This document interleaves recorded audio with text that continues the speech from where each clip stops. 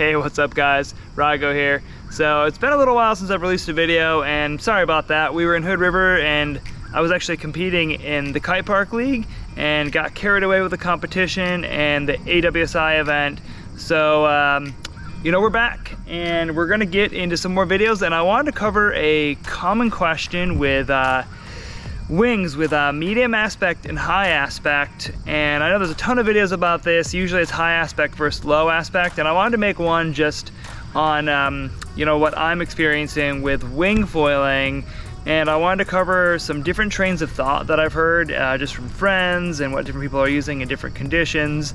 And basically just we'll cover the basics on, you know, foils and what you need to know, and then what the considerations are and why you might want to choose one over the other. So let's dive into it.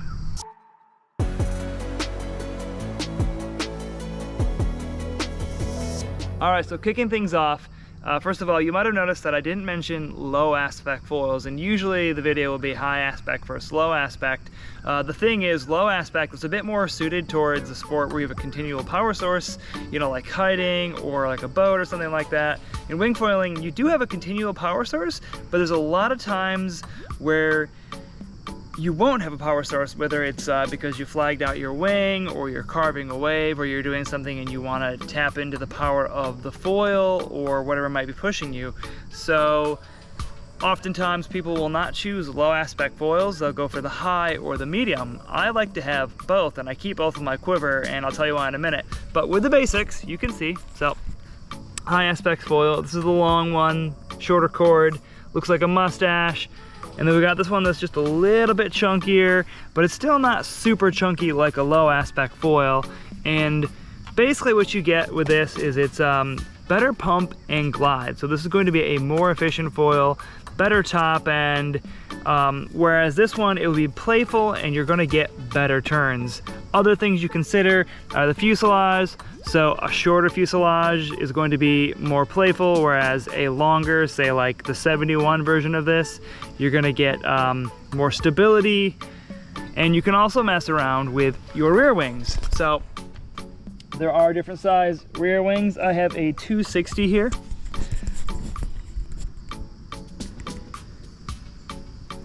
And you can see this one on this AK setup that I have here has no winglets. I have another one that does have winglets, that's a bit more tracking. But what's nice about this one is there's a bit more of a release and kind of a slashing, more playful rear wing. But the bigger the rear wing, the more drag, but the more stability. The bigger the fuselage, the more drag and stability. And then likewise, the longer cord, so the lower aspect of the wing, the more drag and the more stability and better low end rise you're going to get. Now, when it comes to wing foiling, generally going for a high aspect is ideal because you want that extra glide, you want that extra pump to make your life easier while you're powering up that wing. And myself and most riders that I know are opting for a high aspect, but I do know some riders that are using a medium aspect wing. And this really comes down to riders who are looking for more turning performance. So for example, people who are riding in the waves, I think there's two kinds of surfers. People who count the number of waves they hit, or people who count how they rode that wave. And I actually did an interview with Ewan Jaspin about this last year with his foil setup and why he actually prefers more medium aspect foils, because you can get more surf-like turns and surf-like performance while you're on the wave. So his focus was how good can he make riding a wave look rather than the number of waves that he can hit. But obviously if you're looking for ease of use, getting more waves, the high aspect. Now when it comes to sizing, I'm 82 kilos. I'm currently using a 1300.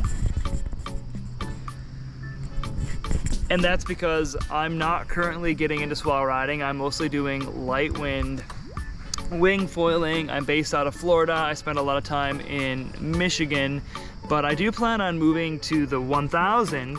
And this is what a lot of my friends are using right now, is a high aspect 1000 in the waves. And they're kind of getting, you know, the best of both worlds. It's not a super large high aspect wing. It's a more performance based.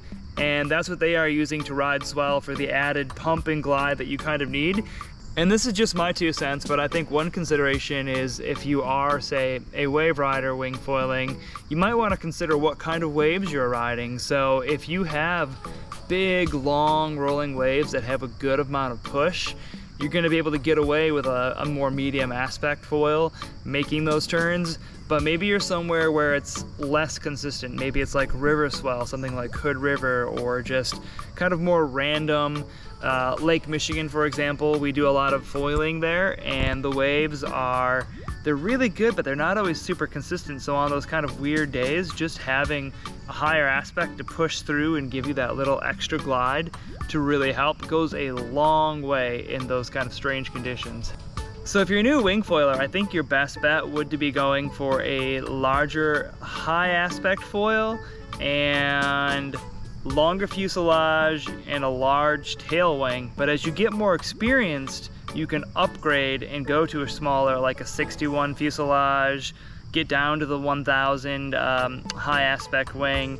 And if you want to just jump right into it, there's no reason that you couldn't learn on a medium aspect, and there's no reason that you couldn't learn on a 61. I actually did a 61 fuselage myself for wingfoiling. I didn't do the long, and I did go for the larger wing, but I do ride in a lot of lighter winds, so I wanted to get the most help that I could get. Now for freestylers, I'd love to hear what you're using. So if you're somebody who's doing flips, spins, going crazy, let us know what your favorite wing is, size, and aspect ratio. Drop that in the comments and help everybody out. And actually the same thing for you wave riders. I'd like to know what you're using. Do you prefer the high aspect, or do you like to use the medium aspect and kind of tap into more of the surfing-like turns? So I hope you guys found this video helpful. If you did, please hit the subscribe button, give it a like, and share this video with a friend. And stand by. So I'm back in Michigan. We're going to be doing more videos here on the Great Lakes. We're going to try to get out and catch some of that rolling swell here and get out with the local crew and make some more videos here.